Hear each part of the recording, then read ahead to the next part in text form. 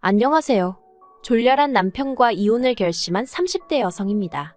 너무 열받아서 어디서부터 어떻게 써야 할지도 모르겠는데 솔직히 돈이 많다는 소리나 들었지. 저는 딱히 득본 것도 없거든요. 그런데 저더러 재산 물려받을 거면 자기 식구들한테 납작 엎드려서 살라는 식으로 나오는 거예요. 어이가 없어서 나 그 정도로 궁하지 않다고 됐다고 너 없이도 잘 살 수 있다고 남편 차버리려고요. 남편과는 결혼정보회사를 통해서 만났습니다. 당시 제 나이는 32로 결혼시장에서 그렇게 많은 편은 아니었지만 만남과 헤어짐을 반복하는 지인들을 보고 있자니 시간 낭비도 저런 시간 낭비가 있나 싶대요. 그렇다고 제가 결혼 생각이 없던 것은 아니었기에 지인의 추천으로 결혼정보회사에 등록을 했습니다. 그리고 그쪽에서 여러 남자를 소개해줬는데 생각처럼 쉽게 인연이 닿지는 않더라고요.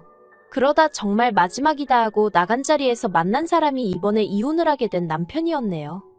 아무래도 결혼정보회사를 중간에 끼고 한 만남이다 보니 남편의 조건에 대해선 이미 어느 정도 들은 바가 있었어요. 만남을 주선한 플래너 말로는 남편 자체는 중견기업에 다니는 평범한 회사원이지만 그 어머니가 어마어마한 현찰부자라는 거예요. 그런데 그에 비하면 저희 친정은 평범한 수준이었습니다. 부모님 두 분의 노후 준비가 되어 있으셨고 저 하나 시집 보낼 정도의 경제적 여유는 있으셨지만 현찰로 10억이니 20억이니 쌓아놓고 사는 건 아니었거든요. 그래서 처음엔 좀 부담스럽기도 했고 괜히 주눅이 들어서 나가도 되나 싶었는데 플래너가 제 사진을 남자 쪽에 보여줬더니 너무 만나고 싶어 하더랍니다. 자기가 이미 제 조건도 다 얘기해뒀다면서요. 그래서 그래 한 번 만난다고 무조건 결혼해야 하는 것도 아닌데 만나기나 해보자 하고 나가게 되었죠. 그런데 약속 장소에 나온 남편은 제 예상과는 많이 달랐습니다. 명품을 입고 나온 것도 아니었고 근사한 외제차를 끌고 나온 것도 아니었어요. 그냥 전반적으로 평범하고 소탈해 보였달까요? 그리고 저는 어리석게도 진짜 부자들은 겉으로 티를 안 낸다더니 정말 그렇구나 하고 생각을 했어요. 에휴, 이렇게 적다 보니 제가 정말 제 발등을 찍었네요. 사귄 지 6개월 만에 남편이 먼저 결혼하자며 프로포즈를 해왔습니다.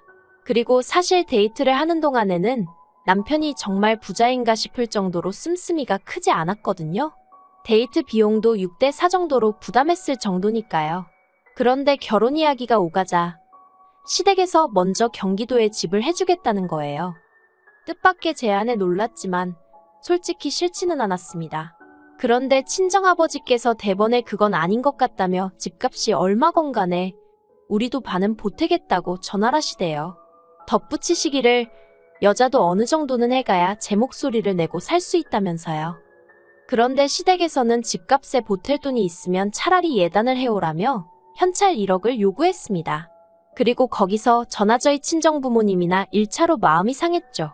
솔직히 저도 결혼을 앞두고 이런 생각을 했다는 게 남사스럽긴 한데 예단이란 건 이혼이라도 하게 되면 제가 돌려받을 수 있는 게 아니잖아요. 하지만 아파트에 제 돈을 넣어두면 제 지분이 어느 정도 생기는 거니까 만일에 상황이 벌어져도 제가 제 권리를 주장할 수 있고요. 그래서 남편에게 예단으로 1억은 못 해가지만 어머님 가방 정도는 해드리겠다 했어요. 그랬더니 이제 시댁 쪽에서 난리가 난 거예요. 집을 사주겠다는데 어떻게 맨몸으로 올 생각을 하느냐고요. 그래서 이때 저랑 친정부모님이랑 2차로 또다시 마음이 상했네요. 오죽하면 남편한테 제가 이건 아닌 것 같다고 결혼이고 뭐고 없던 걸로 하자고 했으니까요. 그런데 그 일이 있고 며칠 뒤 남편이 저희 회사 앞으로 찾아왔어요. 그리고는 무조건 자기가 다 잘못했다며 싹싹 비는 게 아니겠어요. 그리고 그런 이야기가 나오게 된 게 전부 신우들 때문이랍니다. 신우들이 자기들도 시집갈 때 현찰로 예단해갔으니까 저도 해오는 게 맞는 거라면서 어머님더러 꼭 받아야 된다고 했다는 거예요. 어이가 없어서. 아무튼 그래도 뭐 남편이 하는 말이 앞으로는 신우들이 뭐라건 자기도 어머님도 흔들리지 않기로 했다면서 이번 한 번만 넘어가 달라고 사정을 하대요. 그래서 결국 파혼 이야기는 없던 걸로 하고 계획대로 식을 진행했습니다. 신혼집은 시댁에서 2억, 친정에서 2억 지원받아 서울에 전세로 구했고요. 나름대로 우여곡절은 있었지만 집에 새 가정가구까지 들어오고 나니 비로소 결혼을 했다는 게 실감이 났어요. 하지만 신혼의 달콤함도 잠시 생각지도 못한 이야기를 듣게 되었습니다. 지난 1월이었어요. 결혼 당시 남편이 말하길 시조부모님 제사는 절에서 지내고 아버님 제사는 어머님이 없애셨다대요. 그래서 다가오는 설에는 당일 점심은 시댁에서 먹고 저녁은 친정에서 먹어야겠다. 나름대로 계획을 세우고 있었거든요. 그런데 연휴를 일주일 앞두고 어머님이 문자로 올해부터 다시 제사를 부활시키기로 결정하셨다는 소식을 보내오셨습니다. 깜짝 놀라 어머님께 전화를 드렸어요. 그리고는 이게 무슨 말씀이시냐고 물으니 어머님이 글자 그대로라고 이제 다시 제사를 지낼 거라시대요. 절에 맡긴 시조부모님 제사까지 말이에요. 그래서 제가 그러면 어머님이 너무 고생스럽지 않으시겠어요 하니까 어머님이 왜 당신이 고생스럽냐입니다. 그리고 그때 고생은 내가 하겠구나 하는 생각이 퍼뜩 들었죠. 퇴근한 남편을 붙잡고 원래 당신 집은 제사가 이렇게 죽었다 살았다 하느냐고 따졌습니다. 그랬더니 아무렇지도 않게 한다는 소리가 그런 게 아니라 신우들이 이제 며느리도 들어왔는데 제사를 다시 지내자고 했다는 거예요. 그리고 순간 결혼 전 예단의 악몽이 떠오르면서 이 신우들을 진짜 어떡하면 좋지 싶대요. 하지만 이때만 하더라도 그래도 이내 제 나름대로 좋게 생각해 보려고 했어요. 신우들이야 꼴 보기도 싫었지만 제사 자체만 놓고 보자면 언젠간 조상덕 보는 날이 있겠지 생각하고 좋은 마음으로 지내보자 생각했던 거죠. 그런데 그런 마음가짐이 무색하게도 어처구니 없는 일을 겪었습니다. 어머님이 제사 준비를 해야 하니까 저더러 하루 일찍 내려오라고 연락을 해오셨어요. 그래서 전날까지 야근하고 너무 피곤했지만 이튿날 이른 아침 바로 어머님 댁으로 향했죠. 그런데 어머님 댁에는 황당하리만치 아무것도 준비되어 있는 게 없었습니다. 하다못해 저는 어머님이 장은 봐놓으셨겠지 했는데 오히려 어머님이 저한테 빈손으로 몸뚱이만 덜렁덜렁 왔냐 하시는 거예요. 갑자기 생각지도 못한 제사 준비도 짜증이었는데 도착하기가 무섭게 싫은 소리를 들으니 저도 사람인데 기분이 좋을 리 있었겠어요? 그래서 남편한테 장이나 보고 오자 했습니다. 그랬더니 어머님이 남편은 따로 할 일이 있다며 저더러 혼자 대형마트 가지 말고 시장에 가서 장 봐오라시대요. 내가 무슨 하녀도 아니고 여러 가지로 울분이 터지더라니까요. 그런데 저를 더 열받게 한 건 힘들게 시장을 보고 집에 돌아오니 따로 할 일이 있다던 남편이 보란듯이 거실 소파에 누워서 자고 있던 거예요. 그 꼴을 보고 순간 욱해서 남편을 깨우려니까 어머님이 운전하고 오느라 얼마나 힘들었겠냐며 저더러 깨우지 말랍니다. 그리고는 저더러 저는 당신과 따로 할 일이 있다며 따라오라더니 부엌으로 향하시대요. 그리고 그때부터 어머님이 시키는 온갖 제사 음식을 만들어야만 했습니다. 솔직히 그동안 저 먹을 간단한 음식 정도나 해봤지 전이고 나물이고 해본 적도 없었는데 말이에요. 그리고 명절 당일날 어머님과 남편이 제사를 지낸다고 설치는 동안 저는 결국 몸살이 나서 쓰러지고 말았습니다. 그런데 어머님은 괜찮냐고 한번 묻지도 않으시고 오히려 저더러 도움이 안 된다면서 면박만 주시대요. 제사상에 올라간 음식 중 제 손을 안 거친 음식은 하나도 없었는데 말이죠. 정말 너무 서러워서 결국 어머님 눈을 피해 남편한테 친정엔 언제 가냐고 물었어요.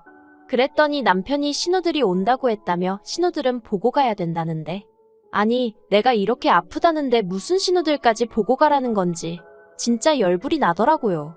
그래서 남편더러 그러면 당신은 여기 있다가 신우들 보고 오라고 나는 먼저 친정에 가겠다고 했습니다. 그랬더니 남편이 저더러 그렇게 먼저 가버리면 신우들이 좋다고 하겠냐는 거예요. 그러면서 신우들하고 좀 친해지려면 언니하고 살갑게 달라붙고 아양도 떨고 해야 할 거 아니냐고요. 어이가 없어서 뭘 그렇게까지 하라는 거냐고 짜증을 냈어요. 그리고는 신우들이 날 어떻게 생각하건 간에 난 지금 정신이 하나도 없으니 그냥 친정에 가야겠다고 했습니다. 그리고는 바로 콜택시 불렀죠. 그리고 그날 일로 결국 남편 말에 의하면 제가 제대로 신우들 눈밖에 났다고 하대요. 그러면서 신우들하고 사이 틀어져서 저한테 좋을 게 뭐가 있겠냐며 제발 잘 좀 해보라는 거예요. 신우들은 나한테 잘하는 게 쥐뿔도 없는데 왜 나만 맨날 신우들 기분을 살피라는 건지 너무 짜증이 났어요. 그래서 남편더러 세상에 어떤 인간관계가 한 사람만 잘하게 되어 있냐고 따졌습니다. 나는 신우들이 좋아서 아무 말도 안 하고 있는 줄 아냐고 당신 누나들도 나한테 벌써 투아웃 쓰리아웃이지만 그냥 내가 참는 거라고요. 그랬더니 남편이 신우들이 저한테 잘 보여서 덕볼 게 뭐가 있냐입니다. 신우들이 저한테 아쉬울 게 뭐가 있겠냐고요. 어이가 없었죠. 그런 논리라면 저도 신우들한테 아쉬운 게 하나도 없었으니까요. 그러다 결국 기어이 사단이 나고 말았습니다. 엊그제가 아버님 제사였는데 어머님께서 저더러 이번 아버님 제사 때는 신우네 내외뿐만 아니라 시조카들도 온다며 저더러 음식을 넉넉히 하라시대요. 그리고 제 기억 속 시조카들은 애들이 어리긴 했어도 먹성이 웬만한 성인 뺨치는 수준이었거든요. 게다가 둘째 신우는 입이 어찌나 까탈스러운지 저희 결혼할 때도 예식장 음식을 먹으면서도 이건 짜고 저건 달고 어쩌고 저쩌고 오죽하면 그 좋은 날 너는 집에 가서 해먹어 그 소리가 목구멍 밖으로 나오려고 하더라니까요. 아무튼 그런 시조카들 먹일 음식까지 하라니까 너무 열받더라고요. 제가 먹을 음식도 아니고 저희 부모님이 드실 것도 아니고 그렇다고 저희 조상을 모시는 것도 아닌데 내 허리만 죽어나겠구나 싶은 게 속 터지대요. 어머님은 사람들 많으면 정신없으니 저희 집에서 명절 음식을 해오라셨지만 저도 저희 집에 기름 냄새 배는 거 싫고 그래서 그냥 장 본 거 다 챙겨서 시댁으로 내려갔어요. 그리고는 신우들도 오면 일 좀 나눠서 하자고 얘기 좀 해볼 생각이었죠. 아니 그런데 이 인간들이 명절 당일 점심시간도 한참 지나서야 하나씩 얼굴을 들이밀대요. 그리고 이로 인해 저도 친정에 가는 시간이 하염없이 늦어졌습니다. 원래는 점심때 온다고 해서 얼굴만 보고 얼른 친정에 갈 생각이었으니까요. 그런데 더 황당한 건 점심시간도 다 지나서 와서는 한다는 소리가 점심을 안 먹고 왔다는 거예요. 그러면서 신우들이고 어머님이고 할 것 없이 저더러 밥 좀 차려달라는데 아니 지 자식들 하나씩 옆구리에 딱 끼고 앉아서는 넋놓고 저만 보고 있는 게 어처구니가 없대요. 그래서 제가 갑자기 배가 아프다며 화장실에 숨어버렸어요. 그리고는 10분이고 15분이고 안 나가고 버텼죠. 그러다 한참 만에 나오니 그새 얼마나 먹었는지 설거지가 산더미만큼 쌓여 있었습니다. 그리고 어머님이 저를 보시더니 너는 밥도 안 차렸으니 설거지라도 하라는 거예요. 황당해서 밥도 안 먹은 사람이 왜 설거지를 하냐고 되물었어요. 신우들이 애들도 아닌데 먹은 사람이 치우는 건 상식 아니냐고요. 그랬더니 어머님도 할 말이 마땅히 없으셨는지 너 잘났다며 하기 싫으면 냅둬라 하고 소리를 지르셨는데 신우들이 저더러 너무 한다는 거예요. 늙은 시어머니한테 일하라고 하는 며느리가 세상 천지에 어딨냐며 우리 엄마 불쌍하다고 그러니까 며느리 들일 때 너무 경솔했어 하는데 누가 할 소리를 하나 싶대요. 그래서 저도 저야말로 언니들 같은 신우들인 줄 알았으면 결혼하는 거 다시 생각해 봤을 텐데 정말 경솔했던 것 같다고 후회된다 해버렸습니다. 그리고는 다음 제사 때부턴 음식 안 하겠다고 며느리 잘못 봤다 후회된다 하시는데 기분 나빠서 못하겠다 했죠. 그랬더니 큰 신우가 저더러 싸가지가 있네 없네 하더니 저희 집에서 그러라고 배웠냐입니다. 그리고 그때 지가 뭔데 가정교육을 운운하나 싶은 게 순간 화가 나더라고요. 그래서 제가 신우더러 너는 그러라고 어머님한테 배웠냐고 너나 할 도리 잘하라고 했어요. 그리고는 지 아버지 제삿날 와서는 하는 일이라곤 밥 처먹고 사람 갈구는 거밖에 없냐 했더니 신우가 저더러 미친 엑스 아니냐며 욕을 하고는 저더러 당장 꺼지라나요. 그래서 가지 말래도 갈 거라고 저도 똑같이 소리 지르고 신우 신발 발로 걷어차고 나와버렸어요. 집으로 돌아오는 차 안에서 남편이 꼭 그렇게까지 했어야 하냐면서 이제 신우들하고 틀어졌으니 어쩌면 좋냐입니다. 그래서 제가 남편더러 아까 어머님이랑 신우들이 나한테 하는 거 못 봤냐니까 남편이 한다는 말이 원래 있는 집에 시집 오면 그 정도는 다 겪는 거라나요? 그리고 그 이야기를 들으니 저도 모르게 웃음이 났어요. 있는 집이란 소리에 결혼할 때 혹하지 않았다면 거짓말이지만 살면서 막말로 현찰부자고 뭐고 전혀 실감을 못했거든요. 허구한 날 땅이 얼마가 있는데 그게 얼마짜리네. 천년만년 돼 보이는 낡아빠진 옷으로 이게 그 당시에 얼마를 주고 산 옷이네. 그래서 제가 남편더러 당신이 정말 돈이 많은지 어쩐지 내가 알게 뭐냐고 해버렸어요.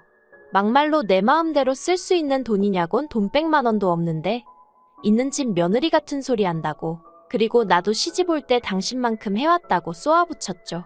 그랬더니 남편이 말 그렇게 하지 말라면서 자꾸 그러면 나중에 재산 물려받을 때 저는 하나도 못 주게 할 거래요. 황당해서 어차피 어머님 재산이 당신한테 나가지 나한테 오는 줄 아냐고 협박할 걸 협박하라 했습니다.